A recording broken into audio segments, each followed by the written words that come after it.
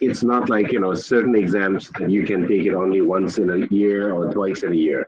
You can take it year round any day of your belief, whichever is lucky day for you, then you can take those exams. However, after finishing these three tests, you would be getting ECFMG certified. Now, ECFMG certification means that you have done all the step exams and then the job of ECFMG is done. What is ECFMG?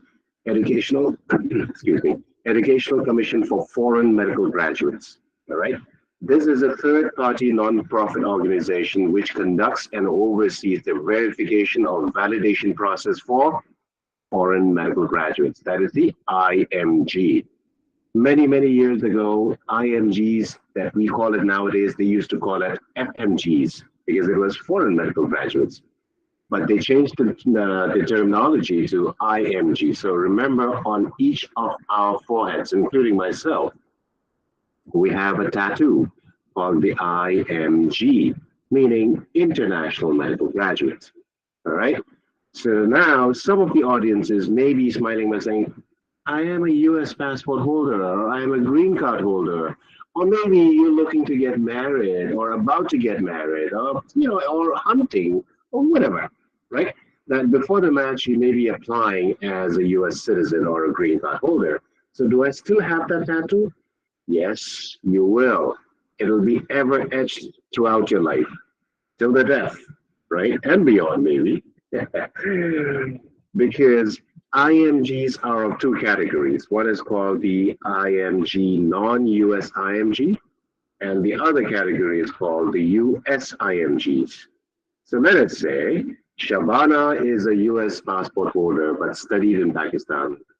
Then she becomes the US IMG, versus Hafiz is born and brought up and passport holder of Pakistan and then did his study in Pakistan or China, Africa, wherever, but outside the US, then he becomes the non-US IMGs.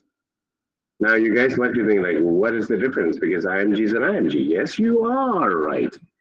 You're right. What is the difference between the non-US IMGs and the US IMGs? Well, you have to understand one thing. If you apply in Pakistan today for your post-graduation or residency, or any matter for that, for master's, bachelor's, whatever, then you will have your preference because you're a first Pakistani national, so you're a domicile. And then whatever seats and balances left might be given over to the foreign students. So for example, if I am a foreign national and I'm applying for residency position in Pakistan, obviously I will get the second preference, right? Which is normal everywhere in the world. So therefore, if you apply, if Hafiz and Shabana applies for residency, they have the same scores, they have the same credentials, they were twins, they were twin brothers and sisters, let's say identical, then Shabana would get the first preference, simply because she has a US citizenship. So that's why US IMGs versus non-US IMGs, that is the main denomination factor. All right. What does certification of ECFMG mean? The certification means two things. One is now you are eligible to start your application process. Like I said, exams, you can take it any time of the year, all year round. But application season, there's only one. Starts the way from June, right? All the way up to September 15th, June to September, you have time that the account is open, and then you start stacking up your application documents required. Transcripts, your scores, letters of recommendation, personal statements, work experiences, publications, etc., etc. So all the time, starting from June up until September 15th, you will be busy, and you should be busy collecting, appointing, delegating which programs, what specialties, which states do you want to follow, do your residency, then get it all ready to go. Now let me pause here. I know in Pakistan, if you want to become a surgeon, then you sit for a common entrance exam after your MBBS. And then, based upon your ranking system, similar to India, then by the time your rank number comes, and then let's say Shabnam says, I want surgery. But then the committee will say, like, I love you. I wish that we could give you surgery, but surgery seats are already over. So now Shabnam has two options. Option number one, she will say, I don't want anything else but surgery, so I'll come next year and take the exam again. Or option B, she will see whatever is left. Then she will see there's psychiatry left, there's a forensic medicine left, there's a microbiology left, there's a pathology left. And she'll think about, okay, so if I take it next year, who knows, my rank will even go down further. There's a 50-50 chance, right? It depends upon who the candidates are the next year. So therefore, I'll settle down because I don't want to do that next year again. So I'll take whatever is left, right? That is what happens in major parts of the countries outside the US. But the good system about the US MLE selection process is that if you want surgery, if you want internal medicine, if you want pediatrics, if you want, whatever specialties, you send your application specifically only to that. So which means the list of competition or competitive applicants becomes much more cleaner and much more less clutter. And also all serious-minded people are there. Rather than right now, as the example I gave you, Shabnam, poor girl, she's stuck. Maybe the people who chose surgery really did not want to be, getting into surgeries because they thought like, oh, surgery is level. Okay, fine. I don't like surgery, but let me take it. It's kind of a fashion, right? But here in the US system, it does not happen that way. So which means you choose your specialty. It's not like up in the air, of course, down the lane, the selection process. It depends on a couple of factors, but at least from the get-go itself, you choose and send applications to your specialty of choice. Second, you choose which state you want to do your residency, right? And then obviously that becomes much more stronger a candidate and a better candidate for you. Versus example of Shabnam, she took the common entrance examination all across Pakistan. And then I'm just guessing because this is the same with India and Bangladesh also. That she got it, but now her family is in Lahore, but all of a sudden she gets a residency of her choice, let's say, in this case. But she has to go to Islamabad or Karachi or wherever, whichever city. And she did not choose or she did not want to go, but she will have to. So you see the difference, right? Okay, coming back to the slide, starting all the way from June to September, you get your documentations and the applications ready to go. September 15th onwards, the application account becomes activated, which means all those times up until September 15th that you got all the documents ready to go, when you press the enter button, then all the applications will fly off to your delegated specialties and programs. Now, it's a waiting game. Depending upon your credentials, the scores, the letter of recommendations, and all the 9 yards that are required, you should be starting to receive emails for your residency interviews, which happens typically from October till January. Okay? Now, during the interview, it does not matter in my eye as a program director or the selection committee how great your candidacy is in terms of scores. Because of the scores, you are sitting here in front of me for interview. And I've called all spectacular students.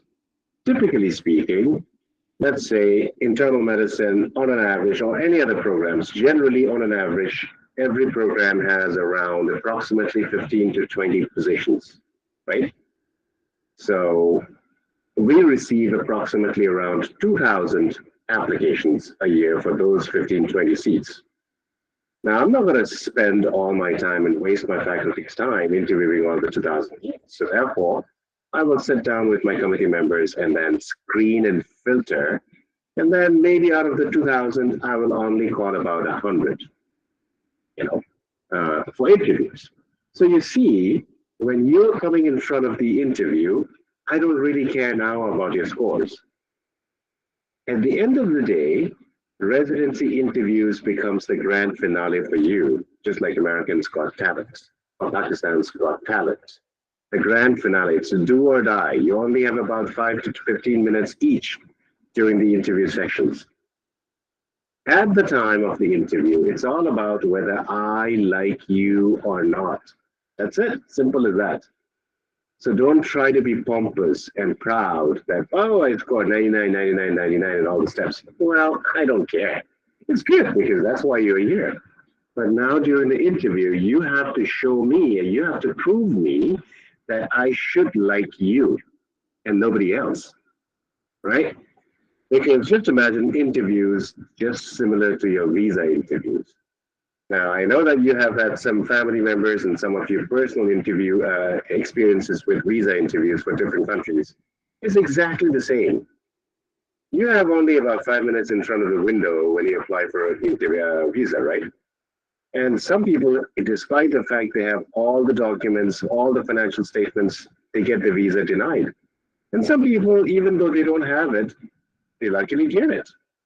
So, at the end of the day, when you get your visa denied, you cannot fight with the ambassador or the consular by saying like, hey, what did you deny?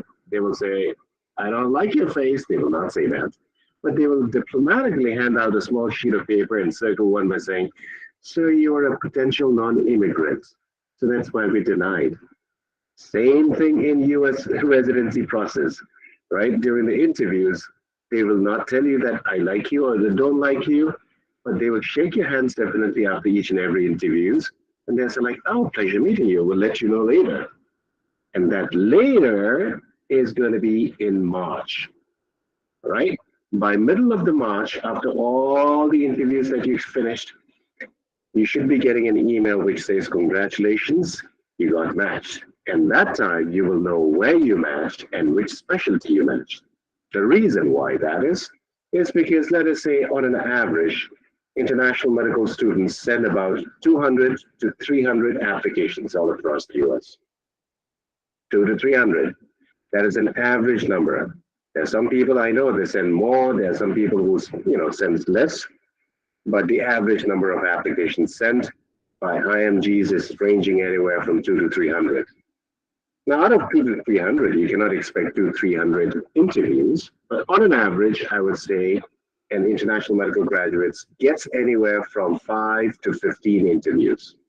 So let us say you got the luckiest one, and then you got 20 interviews, or the 15 interviews, or 5 interviews from October to January.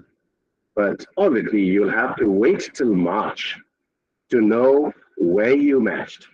For example, Shabnam went to California for interview, Texas for interview, Chicago for interview, New York for interview, and Florida for interview.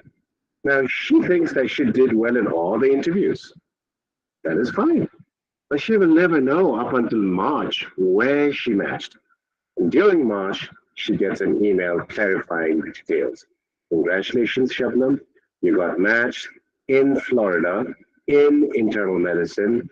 Congratulations. So that's the detail that you will get in March. And finally, in the month of July, the residency begins. Now, the reason why I said June there is some programs nowadays, over the past couple of years, they have started doing the orientations by second half of June as well. But let's say July is the start date for your residency programs. Okay. Now, the second piece of getting after getting the ECFMG certification is you are now eligible to take the step 3. Now, remember, I told you step 1, 2, and CK, 1, 2, CK, and OET, you can take in any order. However, step 3, you're not allowed to take it until and unless you are ECFMG certified. Because the step 3 is not required, as you can see, to get into residency, but it's highly, highly recommended that you have the step 3 under your belt when you send your applications. All right, now let's try to understand USMLE exams. Step 1, quickly, is going to be your basic science subjects. 8 hours exam, 7 blocks, and this is now changed from 2022 to passing and failing rather than digit and scores. Okay. Now, it sounds good. And this is where I want to pause and try to elaborate a little bit more. We all know that step one has gone into pass and fail. So that's why a lot of our students, they say like, okay, good. And then I don't need to study really hard because previously it was not just passing the exam, but acing the exam, getting highest scores because that's, and that's how competitive it gets. But now, since the change in 2022, a lot of students, they say like, I don't have to score high, so the professors and the programs would not know how goodly or badly I passed. When once I said jokingly goodly or badly, one of the audience said like, sir, there's no word called goodly. I said like, I know, but sometimes you have to be a little bit humorous. So how good or bad you pass, it doesn't matter because at the end of the day, the program will only see whether you passed or failed. All right. But surprisingly, in 2023 and even this year, the reports and data came out that the failure rate in step one went up by 33%, consistently with 2022 as well as 2023. So what does that mean? Out of many factors, because I was in one of the conferences that I attended last year, out of many factors, which were a little bit minor, but two biggest major factors were number one, the students' overconfidence. It was like, I don't have to study much, so passing is easy. I can just pass. And even same important factor number two was increasing the bar of the exams in the back end. Remember, before the pass and fail, the passing score, I think it was 194 for step one. Now, it changed to pass and fail. Now, the USMLE people don't have to notify and notice, kind of send notices and emails that say like, hey, ladies and gentlemen, the step one exam was 194, but now the passing and failing has been improved, kind of increased the level to 198 or 200. So you see the two combinations of you, the student, having the overconfidence, and then B, on the back end, the enemy raising the bar. That collided and led to increase in 33% increase in the failure rates of the step one. So the point that I'm trying to make it is, even though the step one has changed to pass and fail, please try to study as if it is continually being scored, because underestimation of your step exam and then increasing the bar of the step one exam in the behind or in the back end may prove disastrous for you, because if you fail, then you have a big scar on your face, which really, really kind of will, kind of hold you back in terms of your candidacy for residency. Number two, clinical knowledge. Your final year and the intern year subjects that you will be tested. It's a 9-hour exam. Passing score is 214. Now again, in the world of Kaplan, and you know that, 214 to 220, 225 doesn't really care, doesn't even exist in my dictionary. Because if you want to get into a great program of your choice, if you want to get into a competitive, specialty, then you should be aiming at 250s, 260s, at least. Then you should breathe a sigh of relief by saying, I hope I don't have much competition now for this position. But if you are getting 214, 216, 220, then, honestly, I'm not saying that you don't have a chance, because people have gotten residencies with 220, 25, but you would see that you will have to struggle a lot to be considered as a candidate for residency. Okay? So aim high, score high. OET is similar to TOEFL and IELTS. It's occupational English test, where they will be listening, reading, writing, and speaking just like TOEFL, and it's a pass and fail score. And India, Bangladesh, Pakistan, that region, I don't see OET as the main difficult. Out of all the tests, I would rather believe OET to be the easiest test. that at least in your region, you should be able to take the exam in about 1 or 2 months max. I've had students from other parts of the world that OET becomes the toughest exam of all the USMLE steps.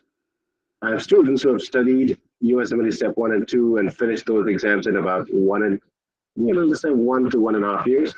But there are students equally spending the same time of 1.5 years only for OET. But again, you cannot laugh at it because there are countries who does not speak at all, no English, right? Like Japan, China, certain parts of Latin America, right? Latin Americans are a little bit better than those countries that I mentioned. But again, that's not the national language. They don't speak English. It would be a kind of big exaggeration, but you know what I mean. Moving forward, and the last exam is the step 3. Now you see, the subjects tested during the step 3 are the same as you got tested on step 2. However, one should remember that step 3 is required for your license. So, the step 3, even though the subjects are the same, they will go one step deeper into your post-management and long-term patient care, okay, and complications. So, I know a lot of students ask me the same question. It's like, but why are we testing those subjects again? It's like, I wish I can decide and say like, oh, I'm sorry. Now you said that I made a mistake. You don't have to take it. I wish I can say that, but you gotta do, right? Because like I said, step 3 is a requirement for you to practice medicine post your residency training. So therefore, without step 3, I mean, I'll also give you an example that over the last couple of years, I've had students who have finished their residencies but cannot make money, cannot work. Because without a license, you're not eligible to work. How do you get a license? You need to take the step 3. And generally speaking, the US medical students, when they get into admission, when they get into residency, they usually take the step 3 in their last year or the second last year of their residency training. So that is the USMLE exams per se. Now, the last thing about step 3, even though it may be futuristic for you, is there's a discussion going on to make the step 3 not scored, but into pass and fail, just like step 1. That's first discussion. The second discussion that is currently happening is instead of the 2-day exams, they would also bring it down to, they are discussing to bring it down to a 1-day exam. Now, again, these are discussions which are going on. Nobody knows when they will be implemented or even they will be implemented or not. I don't know, but that's my duty to let you know what's happening now as of today. When will it be done? How soon? How late? Whether it's going to be done? I don't know. So time remains to be told. All right, let's talk now quickly about the most frequently asked question, number 1. As Dr. Tanzin, how long should I need for studying for step 1, 2, and the 3? The real answer is I don't know. And then if I say I don't know and leave, then you will say, Dr. Tanzin is stupid. He doesn't know anything. Then I would say, yeah, I don't know the answer because I do not know you. We have never met. I don't know your strengths and weaknesses while you were in med school. I do not know how long ago you graduated, right? I do not know your strength of English language communications.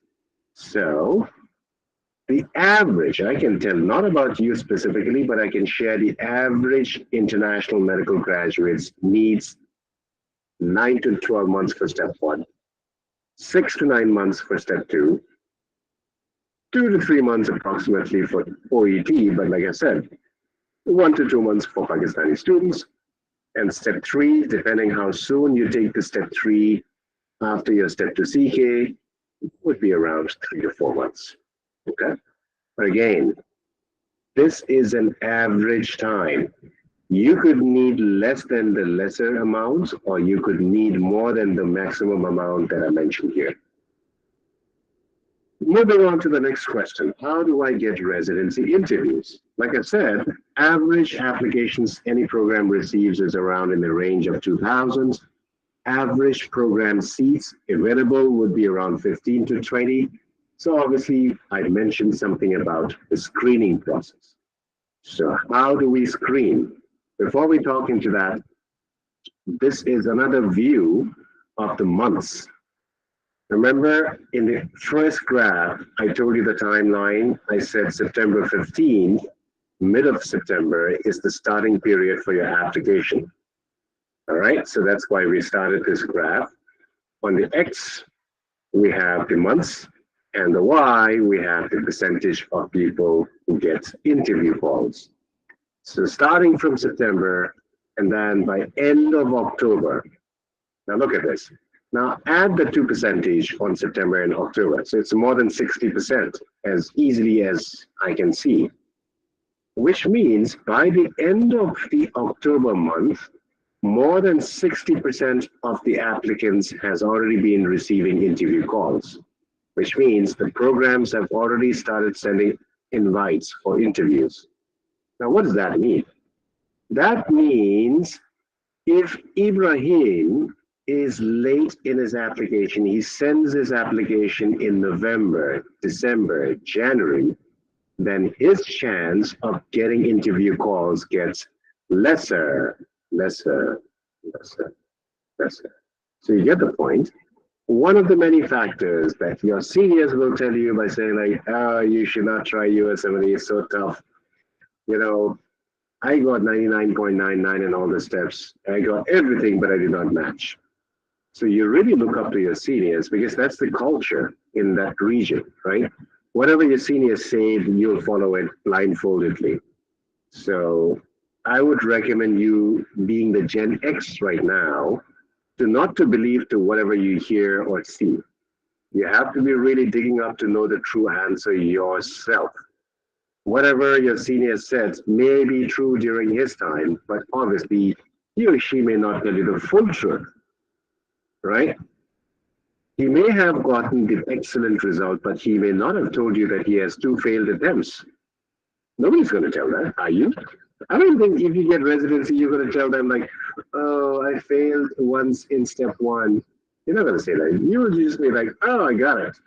Or even if you don't get matched, you will still not say like, oh, I failed. But you will say like, oh, I got great scores. And so one of the other factor is he or she applied late, despite the fact that he or she had a spectacular resume. So applying on time is everything, okay? So make sure that you have all the scores and all the documents ready by the calendar month of September so that you don't be landing up in November, December, January, where you will literally be having everything, but not the interview calls because the programs have already sent the interview list. All right, now we were talking about what are the factors in the screening process, right? Now, once we receive the applications, we're going to have a screening committee or the program members, and then we will talk about the scores. Then we will pull up each and every candidates on the screen by saying like, okay, Patel, score step 1 this, step 2 this, step 3 this. So like, let's put all the candidates in one software program or Excel sheet. Whoever scored less than 245 or 250 in step 2 CK, kick them out. So out of 2,000, obviously, it came down to 1,500. Then I will say whoever has any failed attempts or has failed once or twice, kick them out. It came down to 800. Still, it's too much. So I will say like, okay, those people who are ECFMG certified and also has the step 3, keep them in, otherwise kick them out. So you get the things. Then also they will say like whoever is a year of graduate more than 5 years, kick them out. And then if it's still tie to tie, a tight race, then I will say like those people who has research and publication, keep them in, otherwise keep them out. So you get the idea of how the selection process works. Apart from all the other factors, the first factor or the first cut always will be the scores. I know the step 1 has no scores right now, but step 2 scores really, really matters a lot now. especially for the IMGs, because they used to look at both the step one scores and step two CK scores, but now that we don't have, we're going to put a microscopic eye and lens on the step two CK scores, plus some of the program directors, they also consider the step three scores as well, even though it's not mandated. Like I said, if you have it, then you become a beautiful candidate. All right? Okay.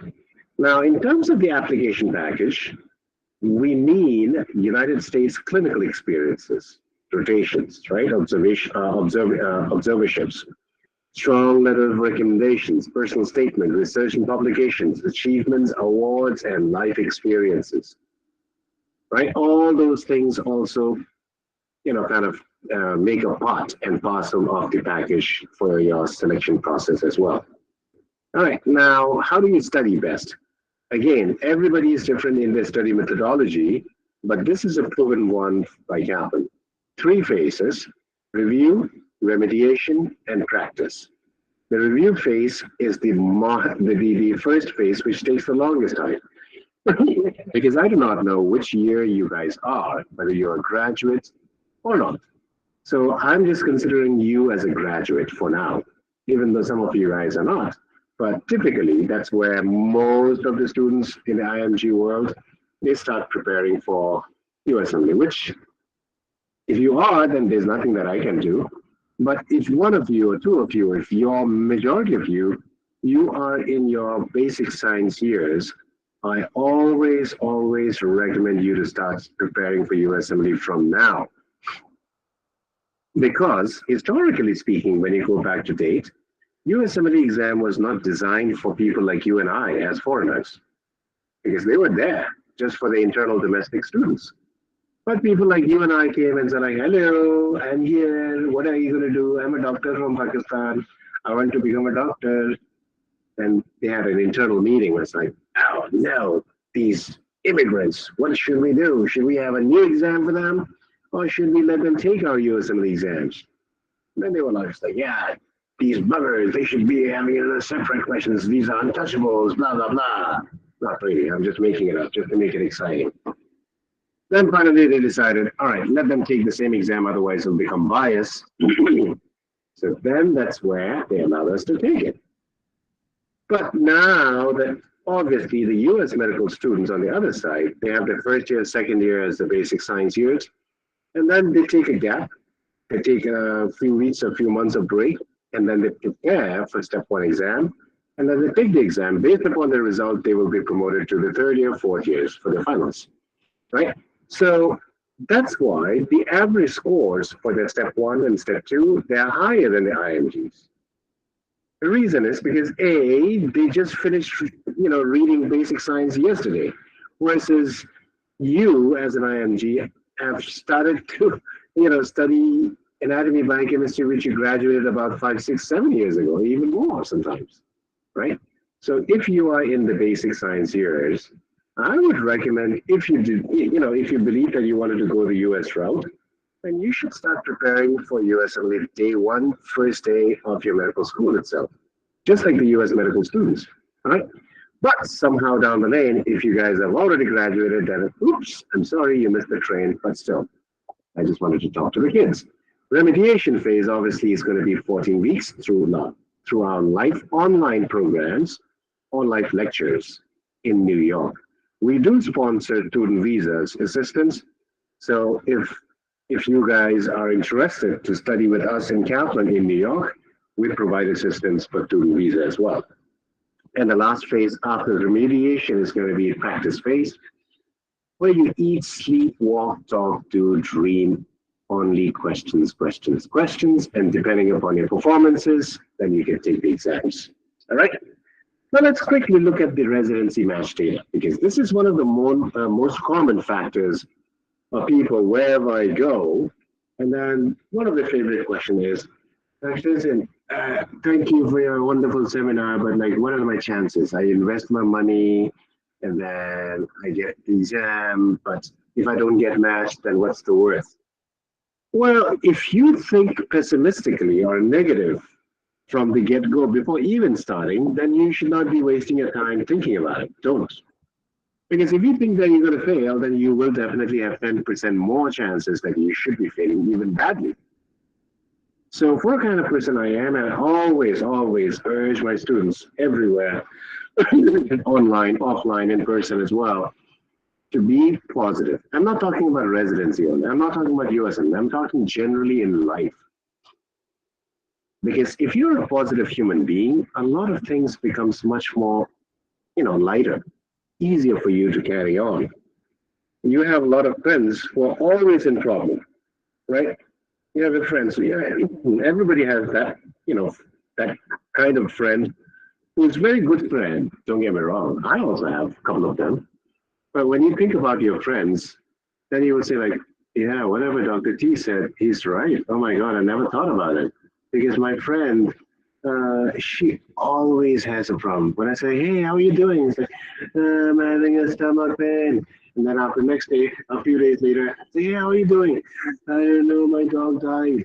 And it's like, oh, I'm sorry. And after you meet a couple of days later, how are you doing? Oh no, my uncle left me no money because I asked him for some support and me. And after meet him again, it's like, what's your girl? How are you doing? I was like, oh, I'm doing well, kind of again. I'm not deciding. You see these kind of people, that you're shaking your heads right now. I know, like, smiling also. Look at you.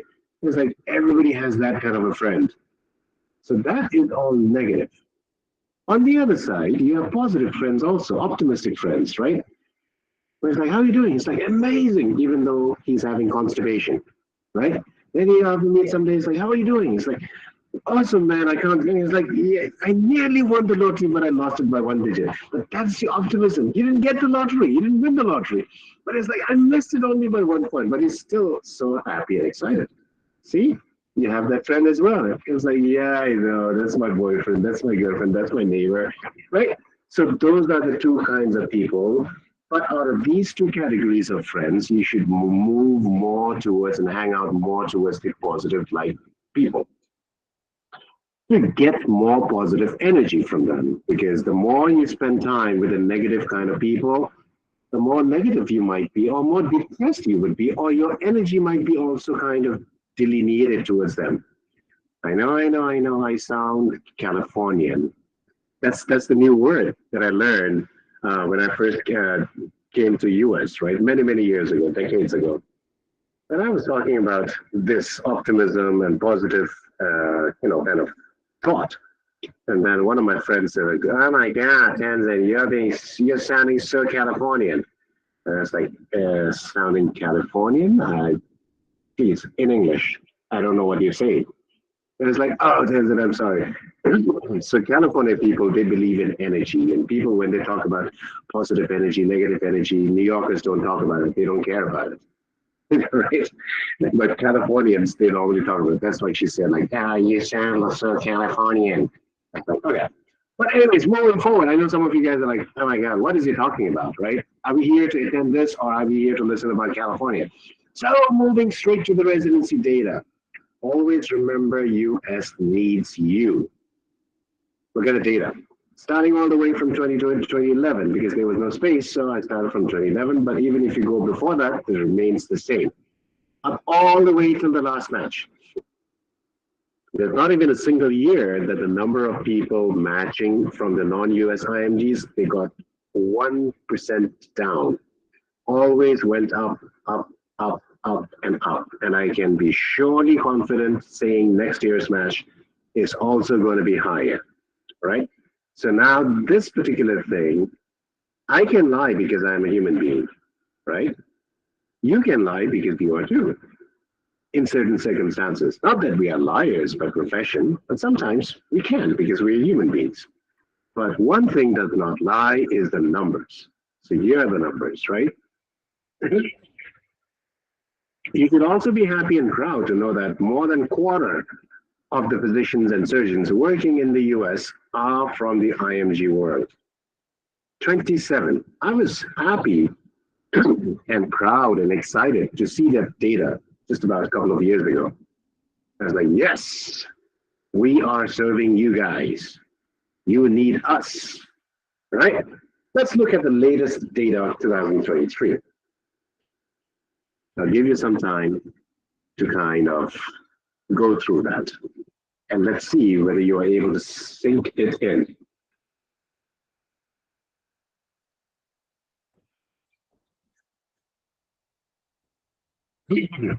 Now, I'll make it so easy for you. This is an amazing performance that I have been seeing each and every year. Now, on the left side, we have 42,952. Let's make it 43,000 for rounding off. And then on the right side, we have 40,000, and then let's make it 41,000, right? So, which technically, based upon the mathematical calculation, there are 43,000 applicants, and there are a total of 41,000 positions available. Now, you can be pessimist or an optimist. You can say like, oh my God, number of application versus positions. Or you can be an optimist by saying only 3,000 people not matched. And then now you can say like, I don't want to be in one of those 3,000 people who did not match. I would rather want to be in that category who matched. And obviously when you look at the data, you have way higher chances of matching in India, Pakistan, in the US. Okay? I'm telling you again, if you study the same capability in Indian PG or Pakistani PG, your chances of getting PG in the US, putting the same energy and hard work, you would have a higher chances of getting residency in the US. Because overall, the other dynamics that you can look at, or the other angle is that every third person who studies for USMLE gets matched. But again, a disclaimer, then you should be thinking like, oh, really? Okay, thank you, Dr. Tanzin, for elevating. You said, can you repeat? You said every third person? Yes, honey, I said every third person, but I'm talking not about the lazy third person. I'm talking about the hardworking, 24/7, dedicated, hardworking, and serious students. So if you're putting the same energy in Pakistani PG, if you're putting the same energy here in the US residency position, then I can guarantee you at least the third person or third candidate will definitely get into residency. Now you tell me how many positions are available in Pakistan PG versus how many contestants. And then do the ratio. That's where you will get the number. All right. Oh, JJ Pakistan, right? Look at this map and look at this number here, right? Total number, even though it says J1, forget about J1 or H1, but let's look at the number. Top of the line of providing the residency positions matched are from Canada. But again, we don't consider Canada as a country because Canada is US. So number one becomes India. And number two, not so far away, becomes Pakistan, right? And Ali was sharing a data with me a couple of months before during one of the meetings that this year from Pakistan, around 2,000 people matched. So who knows? Number one provider may change from India to Pakistan. So big round of applause for your seniors and for you to kind of bear the baton, right?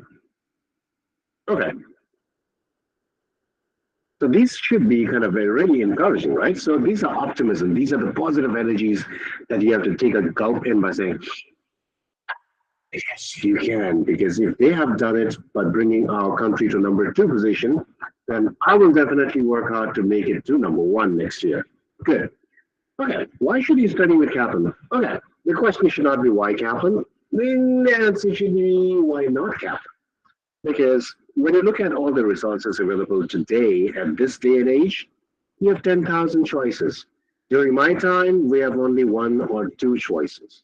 So I know you may be polluted with tons and tons of resources every day, online, offline, paper, digital, whatever. And I'm not going to say they're bad. Well, I'm going to say not all of them are good. Some of them are really bad. But don't ask me which are bad because that's not my job. And I don't want to be sued. That's the US culture, right? Right? I'm going to sue you.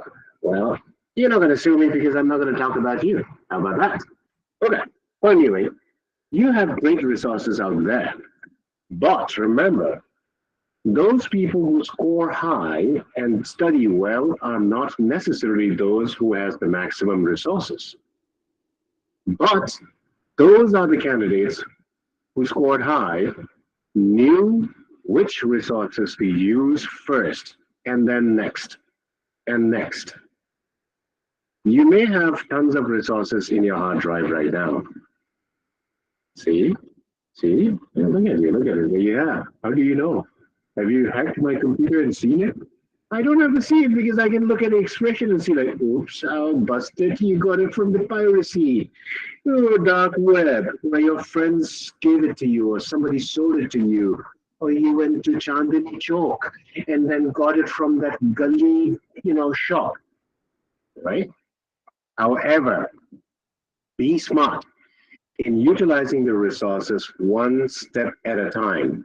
If you mix all the resources, then you will land up having a diarrhea. Diarrhea because your khichdi was not cooked well. There was a mix and match of everything. It's a mishmash. So that's why you are going to have a diarrhea. You'll not be successful in scoring high. So be smart of utilizing all the resources one by one. That's where Kaplan comes in as a foundation builder. Kaplan has all the resources and all the faculty members are top-notch academicians, award winners. And then last of all, I'm going to say one thing. Kaplan's faculty members have a tough screening process. We do not just recruit a faculty for medicine or surgery just because you're a surgeon or just because you're an internist or pulmonologist. You have to be really, really a great candidate to be considered after screenings. And not only one interview, but like interviews after interviews to be selected as. So that's why you'll be surprised that our faculty members are paid handsomely, very handsomely, right? Because they really associated directly, indirectly with the ECFMG and the AAMC. So they know the new trends, what is going to happen and change. So that is going to help us in terms of the questions. Course options, I'm not going to spend much time. I'll leave it for Ali for you guys to discuss. But at the end, Life Online, On Demand, and in Center New York program is there. And then, last but not the least, this is the money that you will earn after your residency gets over.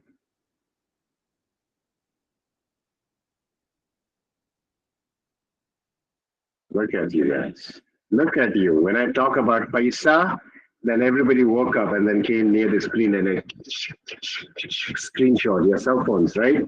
And some of you who are tech savvy, they was like, oh, control V, control P, control whatever. Maybe some of you guys are fancy ones and Apple users, so that I cannot know. Command something. Right? Yeah, look at you. You're just like, I wanted to become a radiologist. So, oh no, radiology only earned 413. And now let me try urology. What is that? Urology. Okay, fine, that's fine. No, I want to become a plastic surgeon. Yeah. So anyways, boys and girls, I'm not showing this to lure you in to come to US. I'm just showing you that this is yours. And by the way, this is 2022. Now we are in 2024. You can add up about a couple of thousands there. And this is the first day show of your finishing your residency training. So you can well imagine that this is just the basic salary. I have a friend of mine who is an anesthesiologist who makes about 2 million, 2.5 a year. But I would say he doesn't have a life. He's my friend, he's my best friend, he's one of my best friends, but he doesn't have a life. His name is David. He's not listening right now because he's gone on a vacation after a very, very long time to Tokyo. So he calls me briefly and is like, hey, Tanzin, how are you doing? It's like, Dave, I don't want to talk to you. It's like, why, Tanzin? So you only call me to have a friend when you're going from hospital A to B, B to C, C to D. He works in about 3 to 4 hospitals. So he only calls me while he's driving from one hospital to the other. I want somebody to call me sitting on a couch, sipping a soda or a lassi and say like, "Hey, Tanzin, how are you?" Rather than somebody is like, "Oh, I have to call because I'm feeling bored in my car," right? Anyways, okay. Thank you so very much for your time. I hope this information was, kind of helpful for you. Now, Um, Ali, if you are available, I want you to talk about this promotion. Hi everyone. Thank you, Dr. Tanzin, first of all, for taking out time on your day off. The promotion is basically on all the USMLE programs provided by Kaplan Medical, except the in-center program that is in New York. So you can take the incentives until 12th of July, and it's going to be on QBanks, on-demand programs, and on live online courses. So just like Dr. Tenzin said, you need to prepare really hard and work smarter. Um, I personally would like to give you an advice that you should, I mean, have some groups, study groups, and then sit down and discuss the details and make a plan before you start. So I think that will um, take you to your step towards your US journey, inshallah. And if there is any question, please feel free to contact me. You have my numbers, and my email is not given, but I will share it with all of you. So in case if you have any questions, but I am available on WhatsApp, just send me a text or even call. I will discuss the details with you. Thank you very much, everyone. uh, d- Doctor, we have a few questions to ask from Dr. Denson. Oh no, I don't like questions. Just kidding. All right, where should I look? I should look in the chat, or you're going to tell Yes. me? Yes. Should I dictate them? Yes, Kamal, you can. Thank you. So there's a question by Iman. To what extent is it true that IMGs do not get matched in surgery in US? Top number one questions in Asia, especially India, Pakistan, and Bangladesh. Is it true that they don't like Pakistanis or Indians or Bangladeshis? That's not true. Even in your country, surgery is supposed to be a top-notch, most competitive. It's really difficult to get into it, right? True. The same thing any part of the world. Not because they like or hate or don't like you, but it's just like you have to understand, like I said before, the first priority would be given to the US candidates, and second will be given to the IMGs. In the IMGs, I said US IMGs, non US, they'll give the second preference to US IMGs, and then finally to this. So, surgery, even for the local domestic students, the number of programs, the number of positions are very less. So that's why the competition goes up, even for the domestic students. They have to kill themselves. True. Makes sense. So I cannot hear you. Maybe it's my internet.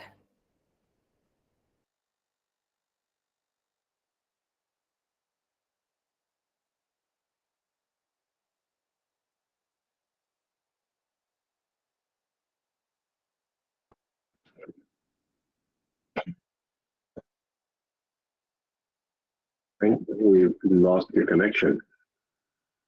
Are we back?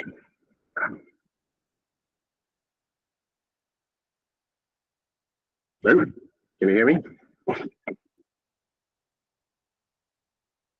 Hello, hello. I'm really sorry. Like, I'm really sorry. My mic was turned off. So my internet was bugging previously. There is another question that what are the key factors that residency programs consider when evaluating an applicant's clinical elective experience? Good question. Now, whoever asked this question, my counter question is, have you taken your step one or step two? Most probably the answer is no. So the problem with immigrants from India, Pakistan, and Bangladesh is they think too far away, right? It's like, is it important to have those? I don't know what's wrong with my internet. I think it's my internet, or is it doctor's internet? Can someone please confirm? Dr. Tenzin's internet, in fact. Okay. Okay.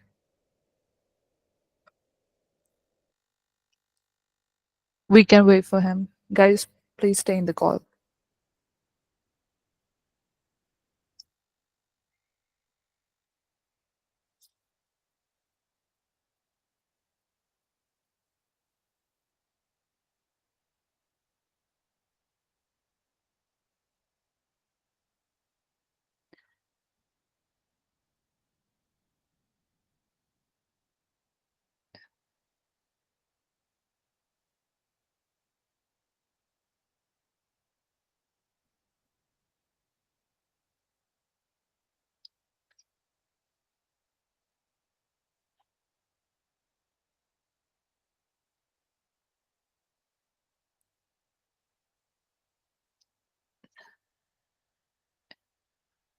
Yes, sir.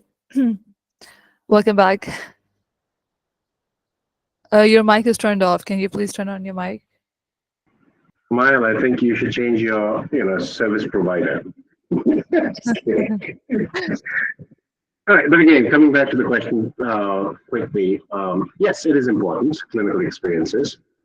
That's Your the internet question. is bugging again, unfortunately. Was that? I'm sorry, what did you say? Your internet was bugging again, so we could not hear what you said. Was it my internet or your internet? Because I see all my 6 bars if there is 6 bar. Really? I think It says six, none of it us could says, hear you. oh, okay. I mean, there's no 5G. I mean, there's no 6G, but it's showing 5G on my status. Anyways, clinical experiences are important. But again, remember one thing. In order for you to get interviews, the first and the foremost rule of thumb is going to be your scores and your performance. Is it important to have clinical experiences? Yes, it is a requirement, but it's not a do or die situations. Okay. So there's another question that what is the importance of research projects for a matching point of view? Great question. Research is important so long it is published. Otherwise, if you say, I swear I did research, but if I ask you where is it published, it's like, I don't know, it's not yet published, then you're lying. Even though you're not, but in my eyes, you're lying. Because no proof, you did nothing, right?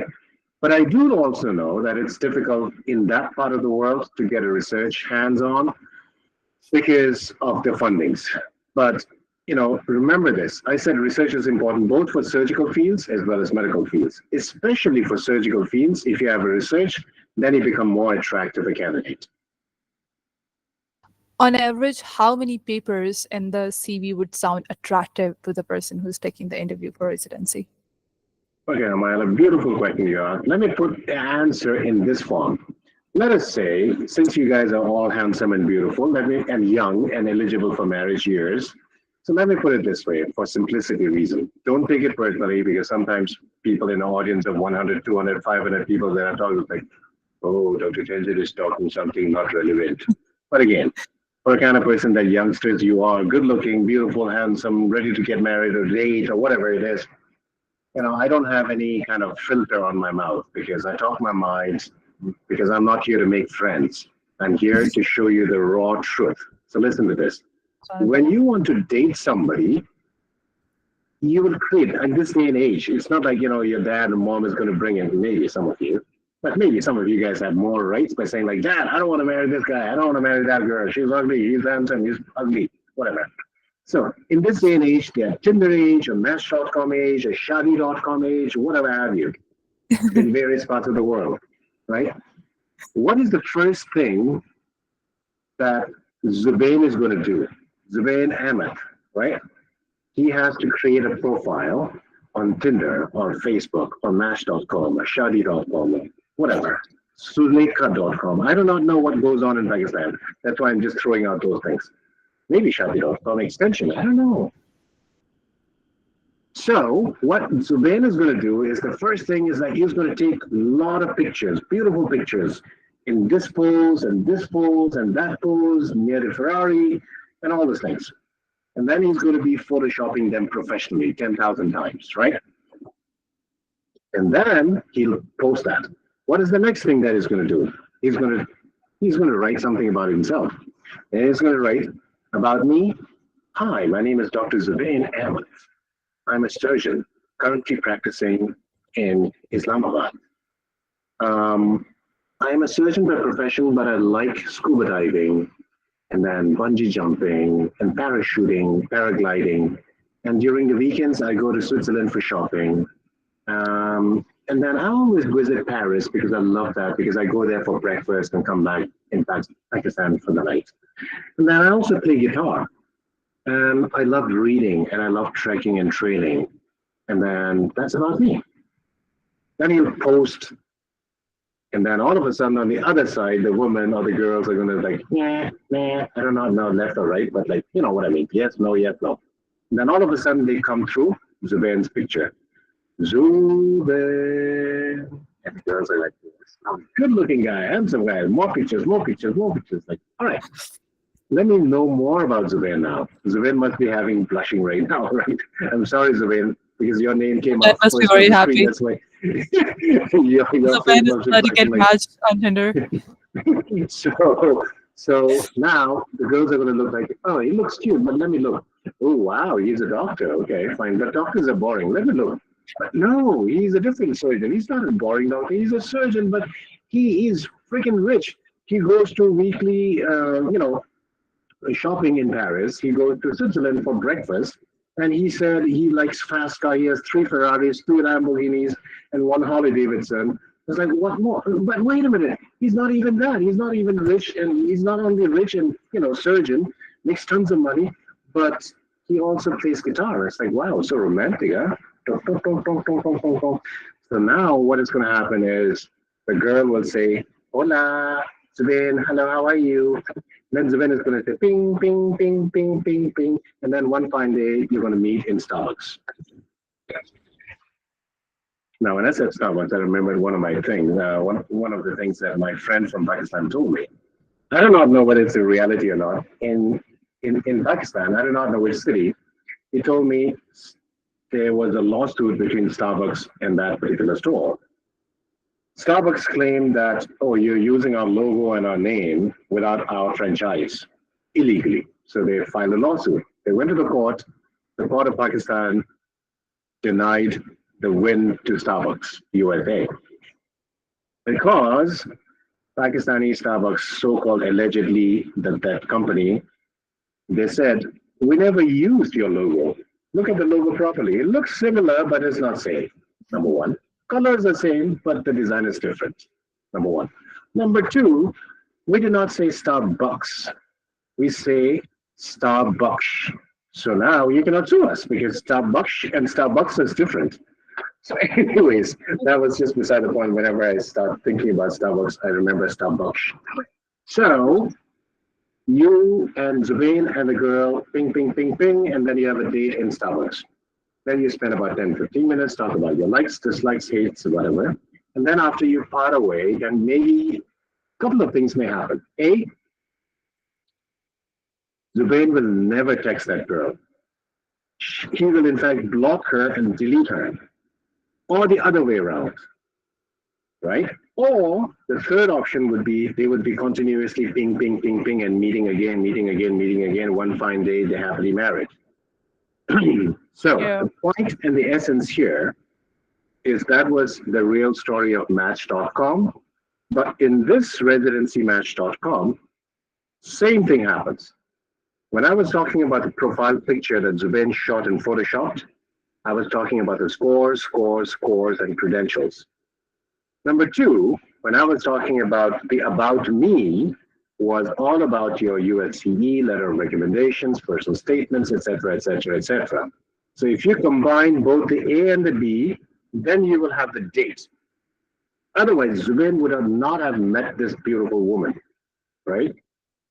True. Because Zubain met this beautiful girl on a date. In this case, we're talking about the interviews, okay? You will only be called for interviews if you have attractive scores and attractive resume. That's what I all meant. So hopefully when I answer this question in this example, you will be able to more solidify, understand it better. Yeah, very understandable. Thank you so much, Doctor. And there is another question. Actually, there are a lot of Pakistanis who cannot afford the cost of USMLE. It's very expensive for us. So there is a guy who asked Anas, are there any group and NGOs, etc., that sponsor MLE aspirants? I mean, I would love to say yes, but first of all, I don't know. Secondly, I wish that Kaplan was a university or a college that grants the scholarships. But Kaplan is not a university or a medical school. So therefore, we are not eligible to give you the grants and the scholarships as well. Third and the most important thing, honestly, for a kind of person that I am, um, I may sound very, insensitive, but don't tell me that you cannot afford it because that's not my problem. That's it. I'm not talking about Kaplan only. I'm talking about things in general. Don't say Yeah, like I cannot afford it because that's not my problem. And I jokingly also say, yes, it's going to cost you, but instead of using the word cost and spend, you would rather want to change that word positively to, investing, makes right? sense. So if you Yeah. think about investing, then obviously you'll have the returns. You'd be surprised. Amaya, you let me know when you get into PG or residency in Pakistan, do you get paid? Yeah, I think people do get paid, but not that much. But do you have to pay the hospital? The answer is yes. Yeah, yeah, we do. Good. But this is something that I forgot to mention earlier. In the US, if you get selected for residency, you don't have to pay a single rupiah or dollar to your program. Okay. Zero. Instead, you get a stipend or a pocket money, which is in the range of $65 to $75,000 a year, because you are a trainee, you're a student as a resident. So now, if somebody is asking me that I don't have the money to spend, I'll first correct the word spend to invest. And then Sure. secondly, I will tell them that I'm going to give you, but after 4 years or 3 years of your study and getting into residency, that money will come back easily. Number two, if you are thinking about spending money, first of all, like I said, insensitively, but on a brotherly note or as a mentor, you have God gave you two kidneys, right? Two lungs. How about selling one of them?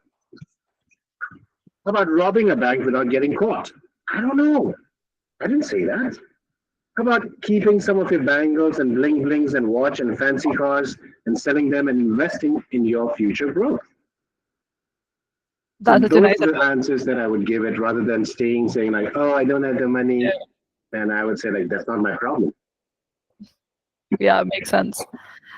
That's it, I guess. I think there are no more questions. Okay. Thank you so much, Doctor. Thank you so much, Thank Doctor. you, Amal. Pleasure I meeting all of you guys. yeah, and I encourage everyone to take advantage of the resources discussed today. And to summarize, we have learned about the critical timelines, the importance of USMLE scores, strategies for preparing effective applications, and the significance of clinical experience in networking. We also discussed the resources and support Kaplan offers to help international medical graduates navigating this challenging journey. So once again, thank you, Dr. T, for your time and wisdom. Thank you to all the participants for joining us today. We hope you found this seminar informative and inspiring. Best of luck to everyone on their journey to residency. Thank you. Have a great day. Thank you, Mayo, and thank you, MSA, for organizing this. And wish you very, great evening, a great good night, and a great career in front of you, be it in the US, in Pakistan, or anywhere else in the world. You're Bye, guys. welcome. Good morning once again. Thank you so much, guys.